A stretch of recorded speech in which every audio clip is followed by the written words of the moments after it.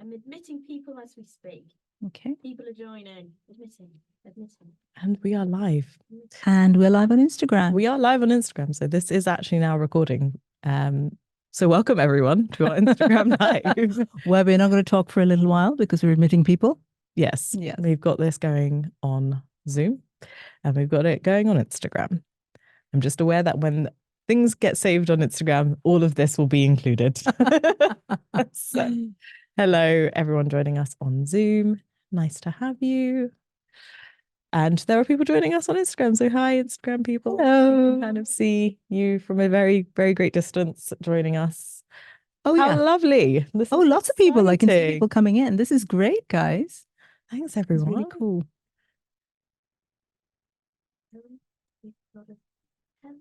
Hello. Hello. Hi, Heather and Erin. Heather. Maria. We've got loads of things happening, so we can see ourselves in two different places, but the actual camera. We're trying not to filming us there. Well. And I think maybe we should just look at each other. I think that might be all right. I've got my Remarkable with me for notes. Hi, Sharon. Hello, Sharon. So we're going to give it a couple of minutes, so everyone can get in. Yeah. But how are you, Sangeeta? I'm really well. I'm in Imriel's fabulous studio, which is like really professional. We've got lights and we've got we do have all sorts of equipment. And got cameras. Plant. We've got a plant. It's a windowless room, but a plant does exist in the Content studio. Yeah. We don't have a name for the plant, do we, Amber? Herbie. Herbie. Herbie the plant. But it's good. I'm so glad that you guys are joining us on a Friday. Yeah, on International Women's Day as well, which is thanks for making this happen, Sangeeta. Sangeeta is the orchestrator of making this happen. We had talked about doing something for International Women's Day. Maybe the day you talked to you invited us, we were like, we'll do something. Yeah. And then I think we were going to just run office hours, like a little clinic. We probably could still do that, to be honest. And then you said, let's do like a webinar. And I was like, yeah, let's do that instead. That sounds great. I was literally thinking, I want to do a webinar for International Women's Day for women podcasters. And I was like, I want to invite somebody. And there was literally nobody else I could think of but you. Like you're absolutely very much, part of this. Thank you. Yeah. I appreciate it. I was really glad you asked because we literally haven't worked together on something since we first worked together. Exactly. But we have been, we worked together at the festival in 2022. Yes. But it wasn't the same. It's not as intimate. Sitting across and actually having a chat. Actually having a conversation. So, Amber, do we feel good enough to kick off? The live, so I think this is going to continue. Roll in. So should we just kick off? We should. We can join as we can join. Hello, everyone, and welcome to our podcasting webinar for International Women's Day. This is special for so many, many, many reasons. I think I mentioned on my Instagram live that 6 years ago, Imriel was the first person to hear about Masala Podcast. I pitched the idea of Masala Podcast to her on the phone. This was before Zoom existed. And got through to Spotify Sound Up, then went on to create the podcast and everything came. And Imriel's the first person who I spoke to. Isn't that amazing? That is amazing. And 6 years later, here we are. It's a full circle moment, really, genuinely. And I remember that your idea was like one of the top ideas. We got so many applications for that first Sound Up. I think it was like just shy of 500, if not around that 500 mark. And I was like, this is completely different. It's completely unique. It feels very special at the time. It's still very special now. And it's done so well. To see you continually push it out and grow it and go through the Spotify process, go through your independent process. And it's been truly an inspiring journey. And then we had you at the festival, which is also a full circle moment because you attended and then, you were an attendee. You were like someone that came to learn and figure out the craft of podcasting. And then there you were doing a live show, which was probably one of the best received sessions of the day. So that's just big congrats on your journey in this because the industry can be tough sometimes. Gosh, it is. It really is. And I think having other women along supporting you who get it and also get the challenges of it, it means everything. And I think therefore it's really important for me, I think, to have like a women podcaster community. Yes. I read a stat somewhere, and I think I mentioned it on my LinkedIn today. Like a third of podcasts are created by women. 50% of listeners are women. So we haven't got enough. We're listening, but we're not creating, Yeah. and we've got so much to say. We do. And we should be creating more. Hence why I've been a big advocate for women, Yeah. not only entering the space, but continually like activating in different parts of the industry, because it's all very well and good to be front of mic, but we love to celebrate people that are producing, people that are sound designing, people that are script writing, and really getting involved in like all aspects of it, because that's what really starts to shape the industry going forward. Because it's still pretty male dominated, guys. There's a lot of room. I won't lie, it's full of white men in suits. It's a lot. I've been in it. This is my 10th year in podcasting, and it has been a lot. To kind of share some of my background for people that don't know me, who might have come through Sangeeta. So I started 10 years ago in podcasting. At the time, I had a co-founder who was really keen on getting like a podcast network started for the UK, and really wanted to focus on Black storytelling at the time. And there was nothing, like it was literally a desert. There were no, like there were just genuinely like very few, if any, people of color doing podcasts in 2014. And then we had connected with Renee Richardson, who was formerly at the time was at Acast, and she was like, when we had started my first podcast, Millennium Millennials, she was like, you guys are one of 5 Black British people doing podcasts right now, and that was 2015. Wow. And I was like, one of 5. Can you imagine? And so I was like, oh God, we have actually kind of, we're in something quite a pivotal moment in this industry, where actually there was so much opportunity. Like the possibilities really felt endless. And we had started the Shout Out Network with the intention of getting more people to come. And we got so many pitches after Millennials launched. That was kind of the idea, was like, let's start something and see if other people want to join us on the journey. And people did join us on the journey. We got loads of pitches. We started around 5 or 6 shows that year. And then we went from having like 5 people in podcasts in like 2014, 2015 to something like 60 by 2015. And then that number has continued to grow. So now we're at like hundreds, really. And that's been a fantastic thing to kind of be a part of, and to see, and to, I guess, not to toot my own horn, but feel like we were part of the catalyst and kind of spurring some of those people joining into podcasting, whether they know my name or the company's name or not. Like that, you might know the shows that we kind of started or were behind. And it's been, I mean, I've gone to hell and back with this industry. I think some of you joining me know that, like, I had to write an open letter to the industry last year. I've had to really call out like the lack of diversity, or like situations where diversity has not been prioritized or deprioritized. And so as someone who's seen it from like its nascent early beginnings right through to now where we are 10 years later, like what's changed, what's better for women, I'm really glad we're having this conversation, because I think it is really important. And I hope that this conversation really inspires others to kind of get involved and join in this industry, because it is really nice. Like the community side of podcasting is wonderful. The industry has work to do, but if you're in it, that you'll genuinely love what it's about. I think. And I think we are here to make that change. I think that's part of what both Imriel and I are about. Like the whole point of doing this and doing a lot of the initiatives we do is about creating change. So my journey into podcasting is a funny one. So just before I applied to that competition that I was telling you about with Imriel and, Spotify Sound Up, which I went on to win, I had to Google what a podcast was, because I didn't know what a podcast was. Oh my God's sake. And then, and anyway, Googled, pitched, didn't expect to hear back. I'm like, I'll just send off a pitch. I think someone sent me the link at like before midnight or something, before it was supposed to close, literally. And I'm like, I'll just dash something off, like probably nothing's going to happen. Anyway, it happened, went on to pitch, went on to win Sound Up, which was amazing.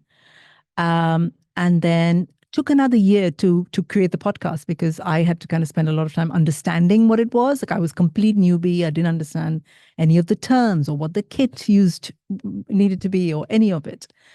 Launched Masala Podcast, which has done really, really well and all organic. And I think to me, that's the beautiful bit. I did what I could. I learned, I talked to people. It's done really, really well. So it's won like, what is it now? 8 awards, I think 6 British Podcast Awards. Big it up. Right? Chick, chick, chick, chick. I hear that. Give it to them. Give me a clap. I've been on billboards in New York and London and Dublin and Cardiff and Glasgow. Reel it off, Sangeeta. Reel it off. I've been featured in the press. I've been in like BBC, Guardian, Cosmopolitan, loads of cool places.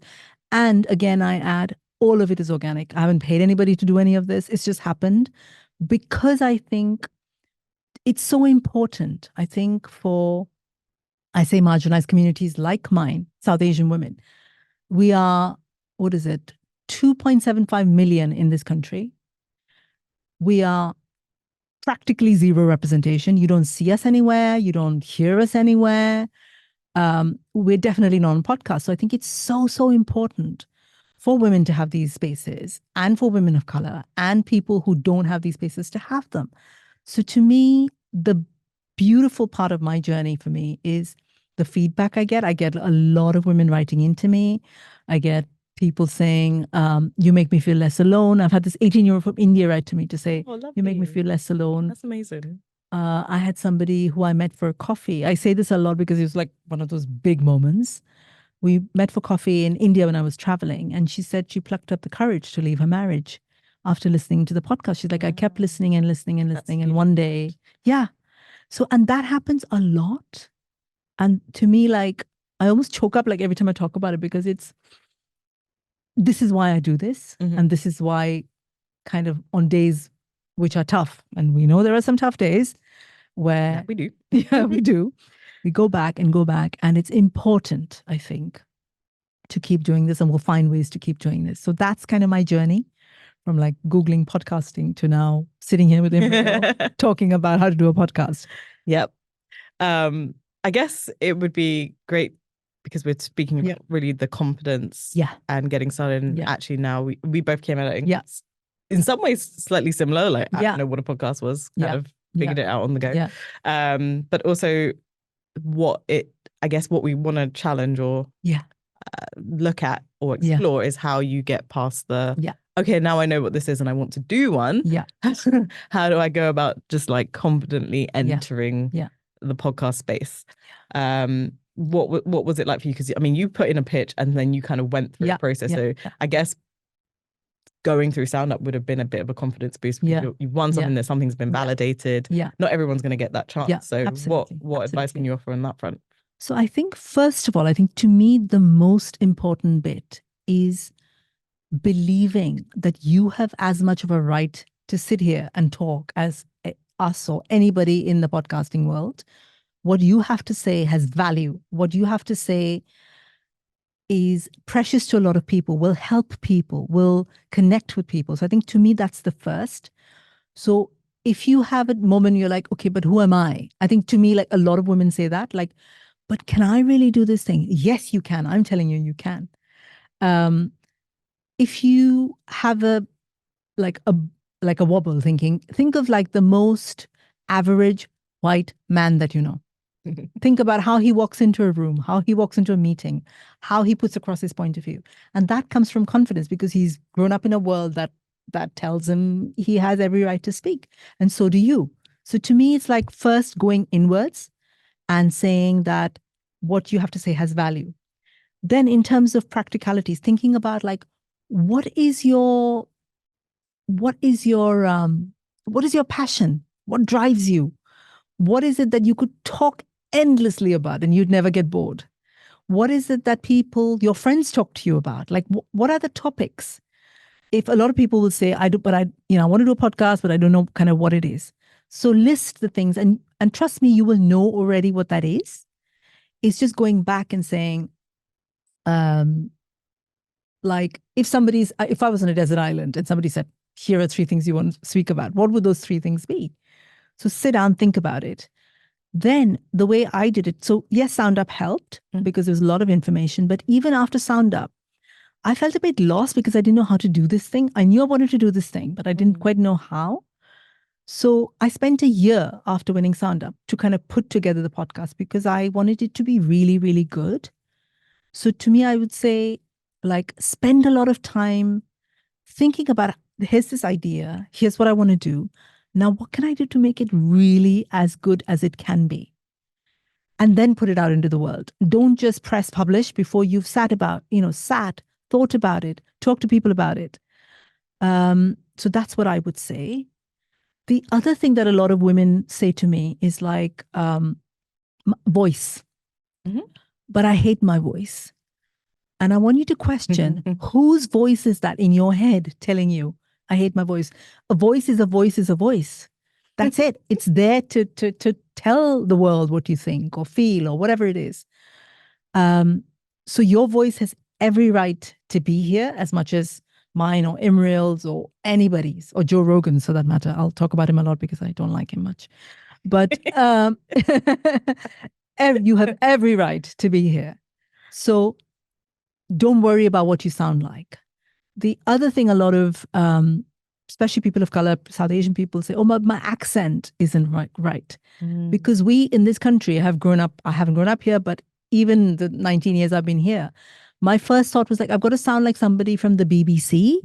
I have to be clipped and polished and whatever else. And when I first started recording, Such an important point. I would kind of keep picking myself up saying, oh my God, but it doesn't sound. And then I had to say, Sangeeta, you're, Indian, you've now moved here. You're like from Mumbai and Kerala and now London. So it's going to be, how you sound is going to be a mix of everything you've been and, who you've been and your experiences. And that's beautiful. So hang on to that. Don't think like you've got to be polished and perfect and BBC ready, whatever that means. So those are the things I'd say.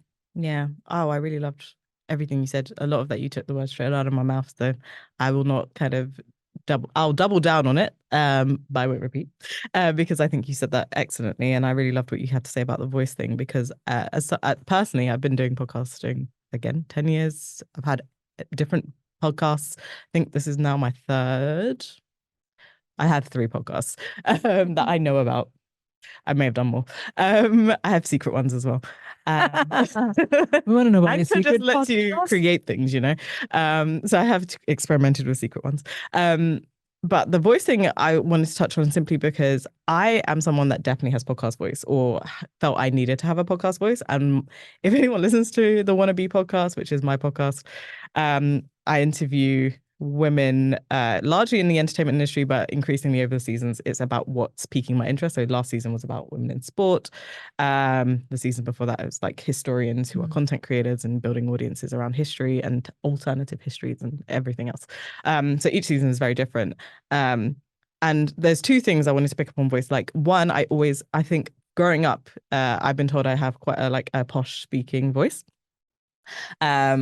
And I think it was almost by design. Like I just felt very self-conscious as a Black girl from South London. I think people have an expectation of what I'm meant to sound like. And when I don't sound like that, it's a surprise or it's different. And then I went to a reasonably middle class, like sixth form. And then I went on to Durham University, which has its reputation of being elitist, and it is in lots of ways. And so my accent just kept adapting to the environments. I felt I had to adapt to the environments that I'm in. And then when we started the Shout Out Network, we had this really big thing in our heads. Like we were really obsessed with how the podcasts were made and how they sounded. We wanted it to sound broadcast level. We wanted it to compete with the BBC. So we got really anal about sound. This is why I have a studio. I'm like, we're going to get the best mics. Like it has to compete on that level. And I'm sharing this to say, like, if you've got a hang up about your voice or how you sound or how your accent might be, like, that's fine. Like, I'm still here. I've done 140 plus episodes. So if you feel like you have to kind of get your Sasha Fierce on to enter the mic, I think that's fine. But also, I would love to like get to a place like where Sangeeta is, like accepting your voice for what it is, the imperfections and the perfections with it. Like, having vocal fry is a thing in America where men have criticized female journalists because their voice like fries in the end of a microphone. And it became like a whole phenomenon of like, I can't stand women's voices because of vocal fry. So I think there's lots of reasons why you shouldn't enter this industry. There's loads of reasons why you shouldn't start because, and some of those reasons are going to come purely from yourself and how you feel about your voice. But I'm going to urge you to forget that, because the thing is, podcasting is such an intimate and personal thing, right? Yes. And so there are a million podcasts, and some of what I want to touch on now is like the idea that you shouldn't be the person to speak on something just because it's already been said by somebody else. Not everyone likes everyone's voice. Not everyone wants to hear a message delivered from X person. And so you don't have to enter this with a completely unique or original idea that's so distinct and different. You could just be a better messenger for a very similar idea. And I think a lot of the times, sometimes the thing that we start with is not the thing that we're going to end up with, right? So the podcast that you have in your head right now, and this is why we're a massive advocate here at Content Screen. We run the micro grants for podcasters program. And like the first thing we say to any winner or anybody that's like won a grant with us is like, do not worry if this is not the idea. Like, here is some money for you to start. Do your thing, see what happens. Because we know that at the end of that period, the idea that you thought you were going to make is not going to be what the final execution is. And that's okay. Like, this industry or this community around podcasting is literally perfectly designed for you to go on that journey. So when you're thinking about, oh, this is the idea, this is what I really want to talk about, you might get on the mic and do that for an hour and you're like, I've said everything I've had to say about that. And that's okay. Like, it can just be, you said everything you had to say and that was one episode. And maybe that's not a podcast. Maybe that's something you can take to another podcast. Maybe it's something you can appear on and speak authoritatively about elsewhere. Maybe in that process, you discover that you've got another subject in mind, or actually you're like, oh, maybe I could broaden this out and speak about these other issues.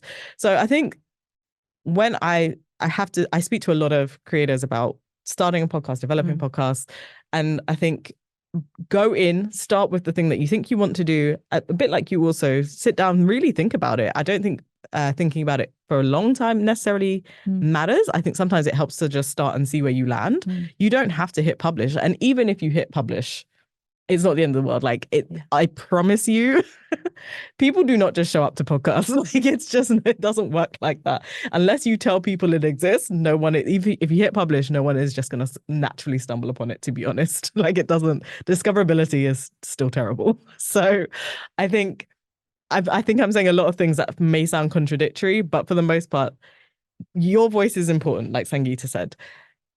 If you feel like you need to do an alternative, or you have to kind of mask who you are a little bit, go on that journey and get to the voice that feels authentic to you. And if that means you either do that publicly, or you kind of unveil yourself like an onion, go for it. If you feel like, actually, I want to be like the foremost expert on X topic, and then you discover that that's not the way, start that journey. I think it's just important that you get started, and it's easier said than done to start. But there's things like Anchor. Like I said, I have a lot of secret podcasts. There's a lot of interests that I've had, and I just wanted to see if I could do a podcast and sustain it. And I did maybe 4 of one thing, 1 of another, 2 of one, and it's just like Anchor just lets you put it out into the world anonymously, and you just kind of go about your day. I may be contributing to the dead podcast of this world, but I think there are ways in which you can do that to kind of gain your confidence, and it's just practicing, right? Like, I'm 140 episodes in. I'm not the same interviewer I was 4 years ago, and practice makes perfect. It gets you better every time. The more you do it, the more confident you get, the easier it gets to do it. So if you're still worried about the publishing, just sit down with a friend and have that chat. If there's someone that you feel is friendly, start that process with them, and then you'll start to see what's working and what's not working with the show that you're trying to create.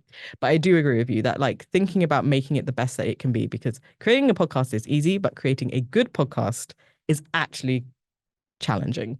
I don't want to say it's incredibly difficult, because I don't want to put people off, but it's a different challenge, and the benchmark for good is getting higher and higher. So I do think thinking about what that looks like is important, but the joy is that it's not video, so you don't have to worry about it too much. Yeah, exactly. And I think what you've said, and if you hear us, we've got different ways of approaching it as well. Yeah. And I think that's fine. It doesn't matter. There's no like one right answer. Like, for me, it was very important, like, to have one idea, to like make it as polished. And it's the same idea. I'm running with Masala Podcast now 5 years in. 54 episodes. Imriel's had 4 different podcasts, and she's got a different way of doing it, and more secret ones as well that we're going to find out about. We won't. So I think what we're saying is there are different ways, and there's no one right way, and this is the only way. Another thing I wanted to add is about tech. A lot of women podcasters get very like, oh my God, like I don't know about tech. And even me, that year, I think half the year I must have spent on YouTube listening to like young dudes talk about some really complicated Really technology is that way.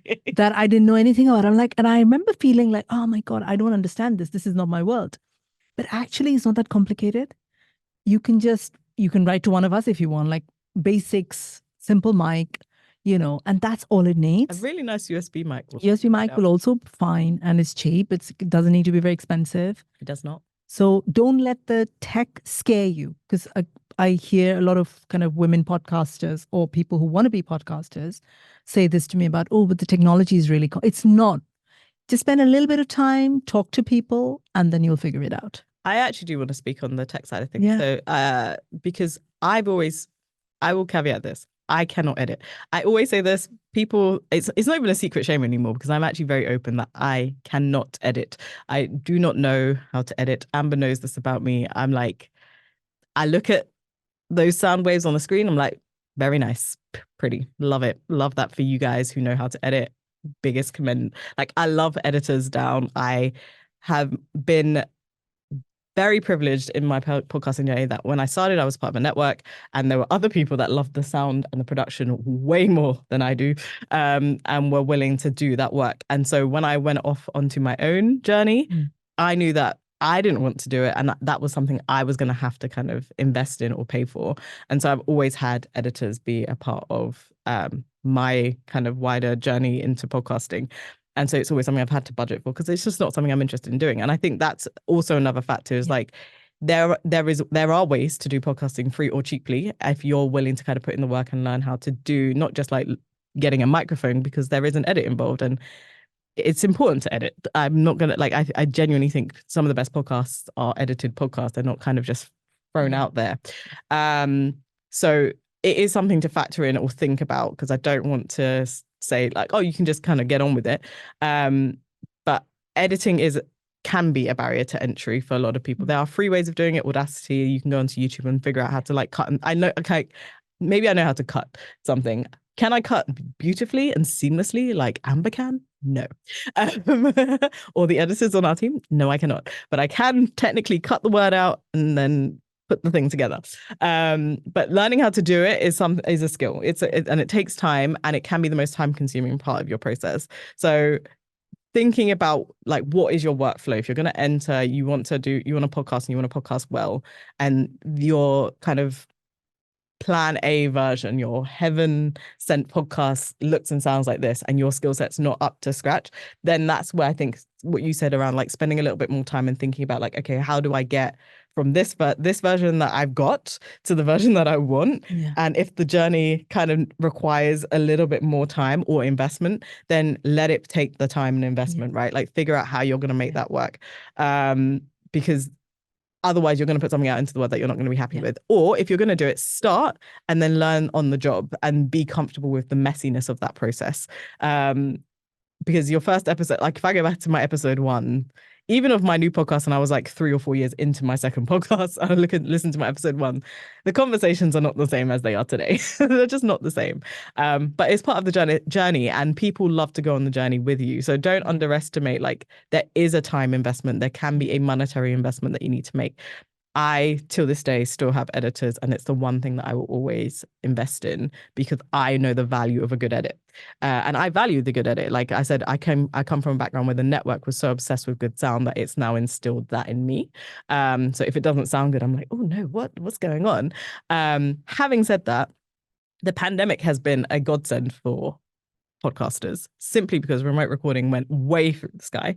And so if you have an iPhone, I'm telling you, even the broadcasters are using the Apple voice recorder app to pull together podcasts. Any recorder app. I do that as well. Exactly. Like the phone recorders, a lot of interviews that you're hearing on some of the big podcasts are done with a tape sync, or for people that don't know, there's people are recording on Zoom and also recording on their phone and the phone recording is the thing that might get dropped into the audio rather than the Zoom recording, for example. So do not feel like you need to buy a microphone. You probably have one that's perfectly fine. So if you are even Zoom recordings I've used Zoom as just the standard audio from that. Like, don't feel like you need to do too much, but definitely think about like what happens after you record. What happens after record? Are you going to do an edit? Who's going to do the edit? And then when you go to release, what does that look like? Who's going to do your show notes, your titles? And there's things to think about. There is a process to it, but it's nowhere near as hard as you think. Yeah. I think adding to what you said, like I took a decision very early on that I didn't want to edit. Like it wasn't my skill set. I didn't want to learn. I do everything else on Masala Podcast except the editing. And I've always outsourced the editing because it is the difference between a really good podcast and a shitty podcast. And I wanted my podcast to be really, really good. So I pay for the edit. So I think it's also thinking about who you are. What are your skill sets? What are you good at? I'm a really good interviewer. I'm good at connecting with people. So that's my focus. I understand the themes of it. I understand how things work with other things. I understand how a series looks. So those are all my skill sets. I'm decent on like social media, so those are the things that so sitting down and thinking about what can I do? What am I good at? What are the things that maybe are really challenging for me? You could say, I want to try and learn to be an editor, and that's absolutely fine. So thinking about that, I think, before. And then I think, like Imriel said, the recording is just one part of it. That's the step number one. Probably the easiest part, to be honest. The easiest part. Then you're like editing, then learning kind of where do you host it? How do you distribute it? Once you do that, how do you promote it? Because a podcast, there are millions of podcasts. How do you find your audience? Like think about where do they hang out? If you wanted to reach these people, are they on like, I don't know, Instagram, TikTok, LinkedIn, whatever it might be. So then sitting down and actually making a plan to say, here's what I want to do. Here's where I want to end up. What are the steps in between? And how do I do that? Without getting overwhelmed. But I think it's important to have a broad plan. Yes, before you actually launch, Yeah, I agree. I think certainly figuring out the workflow or getting comfortable with the workflow, because it's very much, it's like record, edit, publish. That is like it in a nutshell. Yeah. But certainly, Promote. And then promote is the thing that everyone forgets. It's like you do all of the work to make the thing, and that can feel like a whole part-time job in and of itself. But then the promotion is actually arguably the hardest piece of the puzzle. So I imagine that a lot of us are actually quite self-conscious. Like I'm not good at shamelessly plugging. Like I'm actually a podcast marketer by trade. My role in the network was audience development. My actual core skill set is content marketing. If you hand me a podcast, I know how to promote a podcast. Can I promote myself? No. I can, but I don't enjoy the experience. And that's because like I like many of you probably listening, it is really hard to kind of push and promote yourself. Something that I personally have to psych myself up to promote my own podcast. Like I really do. And that I watched a lot of Marie Forleo when I first started my podcast and started to like really think about what I wanted to do with it. And I also made my promotion strategy a really manageable for my time. So I tried to match my production with how much I was willing to spend on promotion. So I was doing 2 podcasts every week for like 6 months, burnt out. It was a terrible idea. Had no business doing it, and realized that like for the most part, the audience did not care about like the second episode existing, or like it wasn't that big of a piece of my puzzle. And then I started to think about actually what works for me, what works for my skill set. And I started to I dropped down to a series style format. So I was doing, I think, between 10 to 15, maybe 20 episodes in a season. And then I was like, okay, I know that I'm going to bulk record in advance, and then I'm going to give my time to get the images, decide what the audiogram's going to look like. And I just bought myself time by changing my production schedule to give me room for promotion. And I think that's another thing, is like when we say that promotion is the hardest part of having a podcast, it really does take a lot of time, and it does require a little bit of thinking. So I think just because you've recorded something doesn't mean it needs to be out now, unless you're doing a news podcast, in which case you definitely should probably think about a wider production plan, and maybe having a producer and other people involved, or a team involved. But if you're kind of doing something for your business, your brand, like it can and should be evergreen to a point. You can talk about topical things and still have like a reasonable schedule that allows for room to promote, and room for you to create the assets that you need to promote, because Canva is free. Yeah. For the most part. Or Headliner has a free option, and that's how you make audiograms. Like the tools that you need, you don't need that many things, but you do need to give yourself the time, because you don't want to be chasing an interviewer, booking a recording space or time with your interviewee, and then have to release an episode, figuring out your show notes, your titles. Like some of this stuff you can actually pre-plan and like give yourself room, and then think, okay, I'm going to do all my recording in January with the hopes that I release in March. And then you've got like a lot of time to kind of start planning those steps. So I think often people think everything has to happen instantly or immediately, and it doesn't. You can give yourself a couple of months or a couple of weeks. And that's how the pros do it, other than in news, because news actually does move really quickly. Yeah. And also working with your own rhythm, like thinking about, like, I do seasons, because I don't know, a lot of people do like always on podcast, which is you're on every week or every day or whatever it is. But that's too much for me. So I have to do like seasons. So I'll do like 12 episodes and I record everything like Imran's talking about. And then I've got the time and the space to promote each episode, because if I just create it and nobody listens, what's the point? Right? Yeah. So working with your own rhythm and understanding where this fits in to the rest of your life. Some of you might have jobs, some of you might have, I don't know, kids, whatever it is. So how does this fit into your life, rather than going all in and like recording and whatever and burning yourself out? This is a long game. So play it slowly. And also podcasting takes a lot longer than you would imagine. What you listen, like a 45-minute episode, would have taken like weeks to put together, and it's the same for most of us. If you're doing something well, it's going to take that time. So give yourself the time and work with your own rhythms and whatever's happening in your life is what I would say as well. For sure. Yeah, it is a long game. I love that you said that, because people, again, this need for everything to happen instantly and quickly. I have a fast turnaround. No one is going to die if your podcast does not get out that day. I say this often to our editors, like we get loads of quick turn, like I need this tomorrow, and you're like, we're not doctors, guys. Exactly. I was just about to say that. We're not saving lives. We're not paramedics. People. We are helping, but it's not. Literally, no one will die if our podcast does not go out at 9 o'clock on Wednesday. Like, if it goes out at 11, it's probably okay. So often, it's just managing your own expectations and setting a schedule that works for you. It's meant to be fun. It can easily, the processes can easily suck the fun out of it. But I think the whole point of this session is like really building your confidence in it. And I think the more you know, the more confident you can feel. And we don't know what we don't know. So the more you know, you can kind of confidently start Googling and looking around and creating a process that does work for you. And often we are working with people, we have chats with so many, and we're like, okay, well, when are you thinking of releasing? Okay, September. Okay, well, give yourself around 6 weeks then.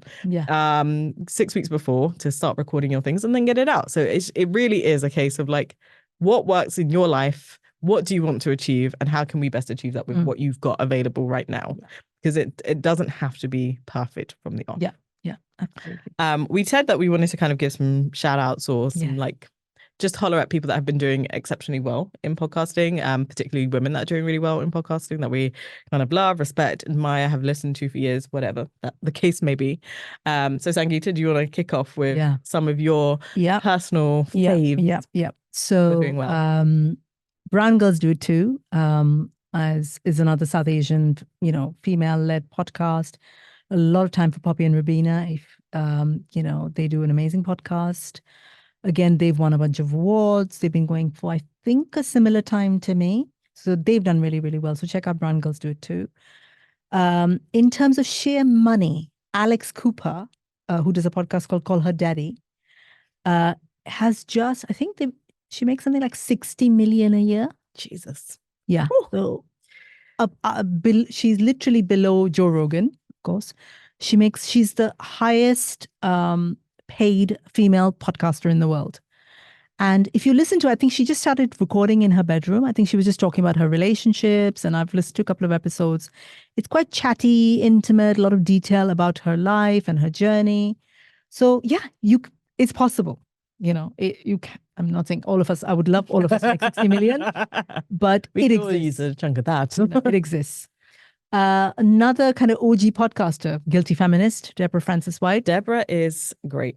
is absolutely great. And to me, she's the first kind of female podcaster that I'd kind of come across years ago. Serial is how a lot of us started listening to podcasts. But then Deborah came along and I was like, oh, this is interesting. Women, you can talk about women things on a podcast. It was the first time it had occurred to me. And Deborah's still going. The Guilty Feminist is still going. I've been to a couple of their live shows. They sell out like Royal Albert Hall. It's insane. So, you can, if we're looking for inspiration for kind of women podcasters, they are out there. Like, so to me, they are the top 3 or 4 that I can think of. I think Imriel's got a few more. I do. I wanted to say that, women in podcasting, we're here, right? So we exist. Yes, we do. Obviously. Many women listen to other women's podcasts. It's actually men that don't listen to women's podcasts. Yes. So let that sit where it sink sits. in. And also women are grossly underrepresented in the top 20 podcasts for the UK, which is saying quite a bit. There are a handful, and even of those women that have kind of pushed through to the top 20, it's still like largely unrepresentative of like the actual industry that we occupy as like people of color, women of color. So yeah, take that where you, let's just caveat that. Yeah. Serial was my first podcast. And Sarah Koenig is literally the woman. She made podcasting what we know it to be today. Like she is the reason that it is a big industry, and it was a woman. She is a woman who did that. And yet we still, people need to hand that woman her flowers. And so Sarah Koenig and Serial was literally a life-changing and pivotal moment for me in terms of how I entered the industry. The person that also really changed how I viewed podcasting and what I could do in the space was Crystal West, who does The Read with Kid Fury. She is a queer Black woman. And they were talking about being queer, being Black. They were talking about pop culture. It was gossipy. It was naughty. They were swearing. They were just saying everything. And I was like, people can say this stuff out loud to public. I'm here listening in London. I was shocked. Like, I was genuinely like, I did not know you could be so free. And that was eye-opening for me. So mad respect for Crystal. And Kid Fury, really, but really Crystal was like a great voice for me in my early days. And there's loads of people that I really love in podcasting. I want to give a shout out to Dr. Chantel Lewis, recently doctor. She does Surviving Society. I've known about this podcast from very early on. They've been going for a really long time, actually. And it's about the politics in the UK, specifically focusing on race, gender, the intersections in politics and sociology and academia. It's super smart, like really on the nose, good critical commentary and analysis of the world and the society we live in from a UK perspective. It's incredibly well made. And they do loads of mini productions around it. Love that show. And they also record here, so that's useful. And yeah, not Dr. Gemma, I was going to say Gemma Ware of The Conversation Weekly, because I actually really like knowledge. I really like, that sounds so silly. I really like knowledge. I really like news and like innovation and science and discovery. And The Conversation Weekly is academics talking about what they've discovered and their research. And I'm like so into it. Every week is something new. They kind of do like critical analysis of what's happening in the news cycle, but also like, hey, what are the polar bears doing? And you're like, great, this is lovely. Like sometimes you just want good, wholesome news.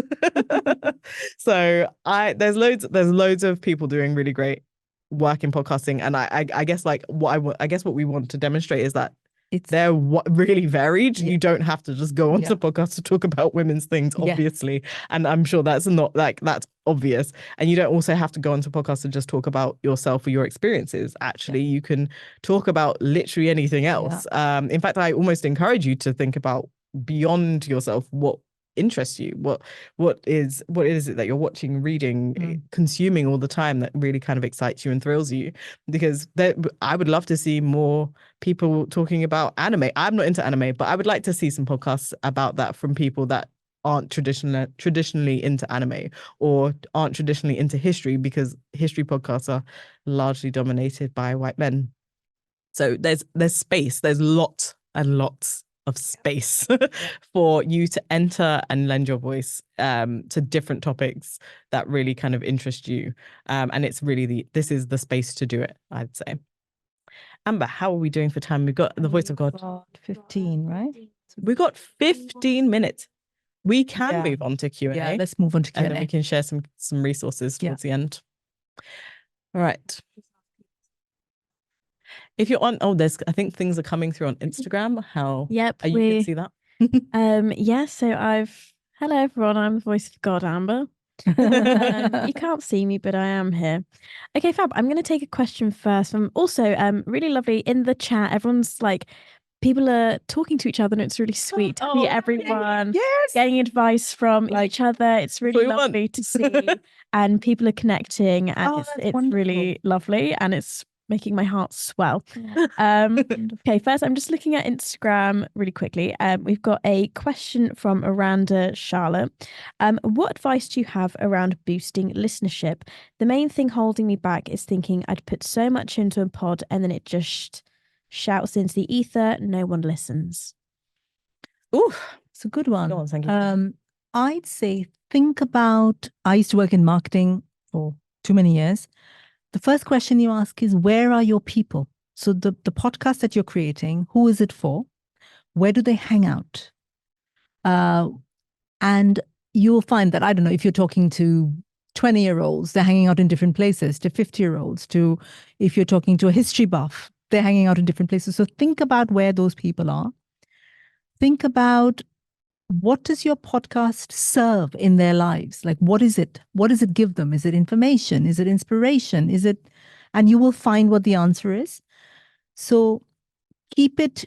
Podcasting is really great when it's niche and it's targeted. And if you approach the kind of discoverability of it, like who's going to listen, in that same way, rather than just creating a thing, putting it out there and hoping that people listen. That doesn't happen. I wish they did, but it doesn't. So really thinking about, who's your audience? Where do they hang out? How does your podcast serve them, as 3 kind of points? Thinking deeply about it, and that'll give you the answer. I'll touch on this with my podcast marketing hat on. So there are a few other ways, include like podcast swaps. So I think Tink Media have a really good podcast swap database. It's largely US focused, but nothing's podcasts are global, so do your thing. But finding similar podcasts with similar size or similar subject matter. Usually most podcasts will have like a recommended for you section. You can kind of see what other people who listen to your podcast are also listening to. Reaching out to those podcast hosts and saying, hey, do you want to do a trailer swap? And you put a trailer on their feed and they will put their trailer. You take their trailer and put it on your feed and they'll do the same. Or you can both do like a shout out on your next episodes. So that's another great way to get in front of other ears. Something you can also do is reaching out to your host. So if you're on like an Acast, a Libsyn, a Blueberry, whatever, they all have relationships with the distributors. So the Spotifys, the Apples, the Pocket Cast, the blah, blah, blah. You can reach out to those. One, Apple has a public open form. So just put like Apple podcast promotion and the form was there. You can just fill it out and request promotion on the discovered page. But you can also reach out to your host and see if there's an account manager who might be able to say, like, if you've got like a special episode or a new season launching, just saying, hey, I'd really like to get this onto the front page of Apple or onto like a Spotify feature because I don't know, it's like Pride Month and I've got like a special episode for that. Thinking about, but think about it from a PR perspective, right? Like where does your podcast sit in the landscape and what's happening in the news cycle and what special days or awareness days are happening, and then starting to piggyback off of that and then reaching out to those platforms or having your host kind of tell you where you can go to get in front of those listeners, because going on the players isn't as hard as you think it is. Sometimes it's as easy as sending an email to the platforms and they'll promote you. And then just some other things, I guess, just being on social, you just don't try to be everywhere. That's just a waste of everybody's time. Unless you've got a team to manage that for you, pick one place and do that really well and look at what assets would resonate the most with that audience. Is it video? Do you need to do reels? And also, like, one thing I'm quite consistent in saying when I because I'm always doing marketing for clients, is like, don't think of your podcast as the product. Think of your podcast as the channel. It is just another marketing channel. Like an email is a marketing channel. Social media is another channel. Like sometimes your podcast can be the product and you can sell things via your podcast, but it is just another channel. And so your message that you're sharing on your podcast can be digested in loads of different ways. So my podcast is about women in entertainment. My whole mission with that is to bring alternative career paths to women. I don't need, like, people don't need to listen to the podcast for that message to be spread and for that person's work to be showcased. I can showcase that on Instagram by like showing a snippet or giving that person's bio or a summary of our interview. I can do that in a blog post. I can do that via an email newsletter. So there's different ways that people can consume your content without it necessarily being like a cold, hard listen. But because you asked about listenership, like, also look at those avenues. And there's also podcast recommendation newsletters like Airbuds Collective do kind of regular roundups and stuff and shout outs. So those are like the quick ways that you can do boost your listenership and get in front of new ears. Hope that helps. Wonderful. We have someone that's kind of described their podcast and the idea that they have, but the question they have from Neelam, apologies if I'm not mispronouncing, but the question is, how do you get out of your head about will people even like this idea? Podcasting is nice, you know. It's not like YouTube where you can just be targeted for random hate. People who, if they don't like your podcast, they just kind of stop. Either they won't listen full stop. And if someone has encountered your podcast, because let's say you put it on the front page of Apple or Spotify or wherever you've put it on, and they just kind of discover it by chance. If they don't like it, they just stop playing and they don't like say anything. And usually the people that are there, and you'll see week to week, people just show up and some people stay. Yeah. And they just keep going. And then you'll just see that there's going to be a baseline number that is consistently there, and just hold on to those people. So people, What's the question? How you get out of your own head when you're creating how do you get out of your head about will people even like this? So I want you to think about, would a white man say that?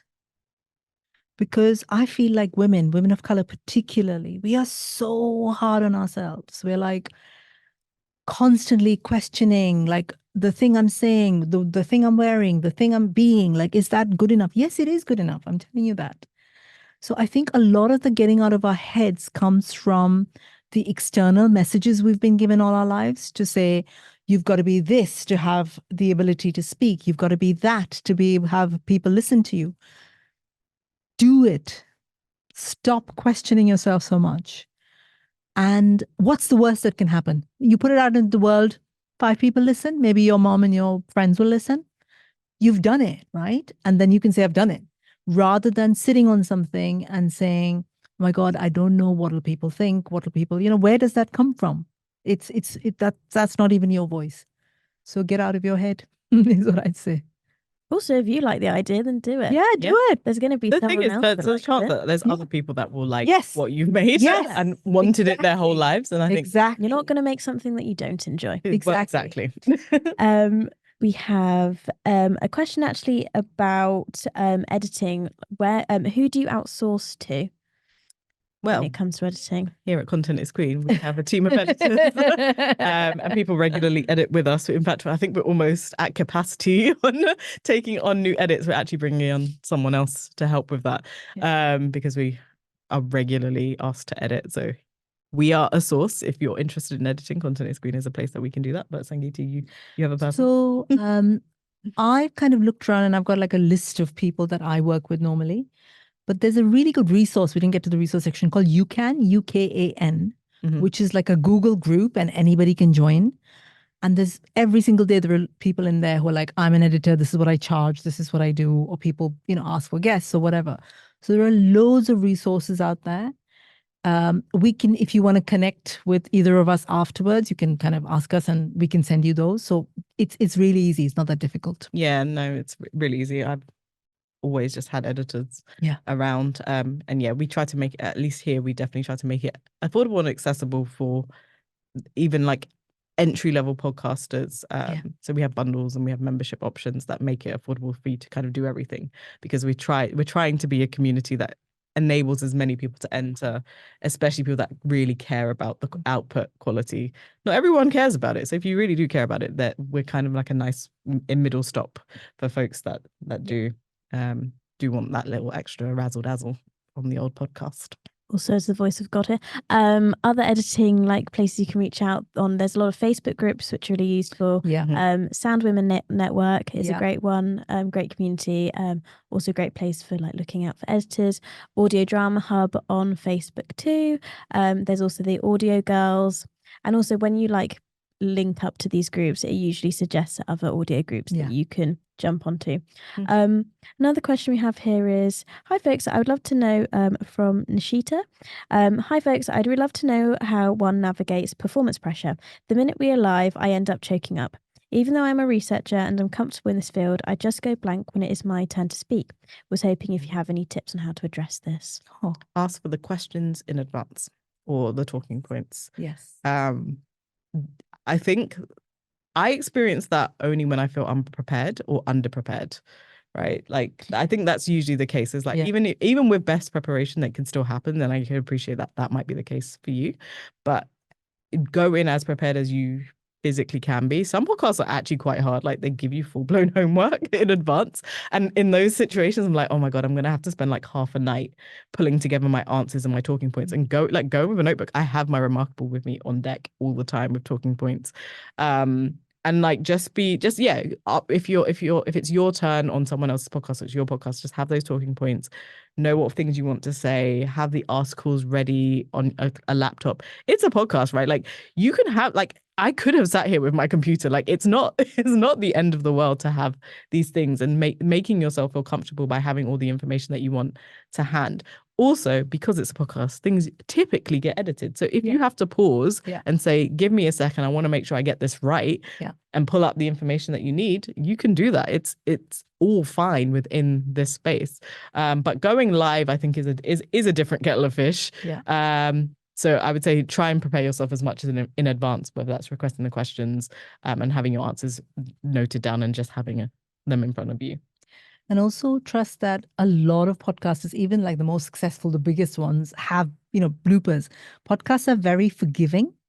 Like, even I recorded with like a really high profile, Hollywood actor. And I always send like points before to say, please, can you ensure blah, blah, blah, blah, blah. No pets are in the room. Her pet was in the room and started to bark. So we had to stop and say, okay. And then you edit it out. So the beauty of it is like, you can edit stuff out. And I think like Imril's already said, and I do this as well, I always have my phone with me with like the notes on top, so that when I'm speaking, it's like something that's short. So I'm like speaking and I can look at the camera, but I can also look at this without it being too much of a fuss. So make a few notes. It doesn't need to be like long and complicated, like just the top points, so that then when you're speaking, you're not worrying about it. Another thing I'd say, and I've done this in the early days, is like do some breathing exercises. So like before you start, like our bodies kind of carry. So when we're stressed, like the breath is short and then you're like stressed. But if you kind of do a couple of breathing exercises, calm the body down, chances are when you're live, like the stuff is going to flow through easier. I hope that helps. Lovely stuff. We also have a question over here. I'm going to say one more question because it is almost 6 p.m. We've got a question from Stessi Barag. I hope I'm saying your name right. Apologies for not. They said, thank you so much for this conversation. My question is, how do you take your podcast internationally? Ooh. I mean, you just put it up. I'm joking. No, but when you say, what do you mean by that? I would like take it to other countries. I can answer that actually. I have taken Masala Podcast to the US. The last season was US focused. And the beauty of it is like you can release it anywhere and you can say that the audience is in the US. So I chose the US because my Masala Podcast audience, there's a lot of South Asian female community in the US and I wanted to talk to them. But I was sitting in the UK and recording it. And then I did an event in the US. So taking it international is as easy as just clicking a button. You don't actually need to be there. Yeah, you don't have to do anything. But you do need to think about like, how is that audience different to this audience? Like I learned, and I say this on the podcast as well, I went in thinking the South Asian American women who, were the same as British South Asian women, but actually they were a little bit different. And I had to learn that. And it was my own learning to say, actually, they care more about this and they care less about this. So be prepared to learn as well as you go through, be open with it. But yeah, you can record and publish from anywhere in the world Yeah, or anywhere in the world. that's very true. Like I think when I first released our first podcast, we were in like something like 60 plus countries within like a few weeks, because we used to use SoundCloud, and so SoundCloud used to just like put it to whoever it decided it wanted to put it to. And then Apple was the same. Like we got a few features on Apple, and again, people from any territory largely were picking up on some of that. Like European Apple is kind of broadcast everywhere. But you will find that you'll be in loads of different countries quite quickly, just because of how distribution works and how curation happens in different places. And also social media is global. Everywhere that you'll be promoting is going to have like an audience that is everywhere. So you'll find that you'll be international. But yeah, I have largely US based guests. So I have quite like 40+% of my audience is US based. Who you choose to put onto your podcast or feature or spotlight, what stories you choose to spotlight will kind of dictate where quite a large share of your audience will come from. So it's not, you don't have to do anything super specific to kind of naturally appear internationally, because that's the beauty of the medium. One thing I'd like to shout out is I run podcasting masterclasses on my website. So if you want to do more of this kind of stuff, and I've created a masterclass for women. So as we know, the challenges of women podcasters are slightly different, like issues are to do with voice and confidence and things like that. So there's the whole masterclass on my website, soulsutras.co.uk. If you go under masterclasses, you'll find it. Cool. And if you're interested in connecting with us, so we run this studio here in Somerset House. If anyone's in London, you can book it and rent it. We have cameras, we have lovely microphones. Yes. And it usually smells very nice. Not that it smells bad now, by the way. What are you saying? I'm saying that because I looked at the reed diffuser, which is up there, and it smells really nice when you come in. It's one of the things we are regularly complimented on, actually. Not all studios smell good. I'm just saying, I've been in loads.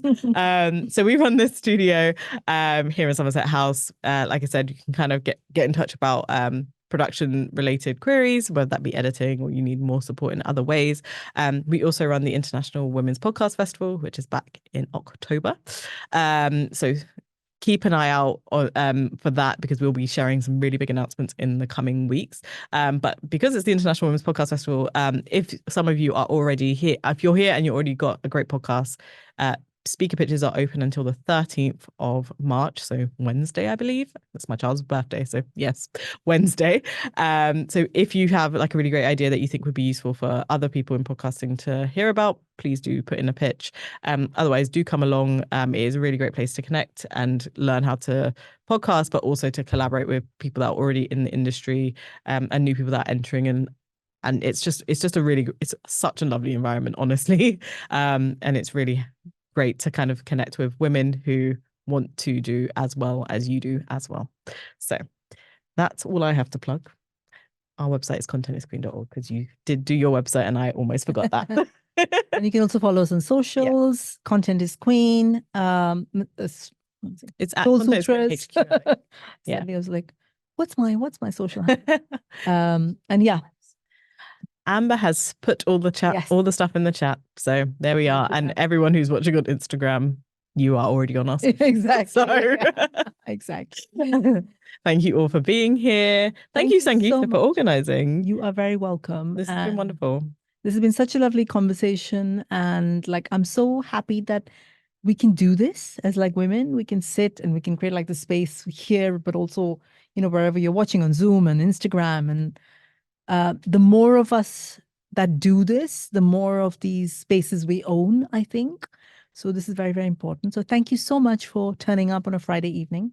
Yes, thank you for being here with us on a Friday. And you can always connect with us. You know our kind of where we are. So if you have any questions, feel free to shoot them. Perfect. Thank you so much. Thank you, guys. Bye. Bye. I'm going to reach over and end things. Apologies. And then we will end.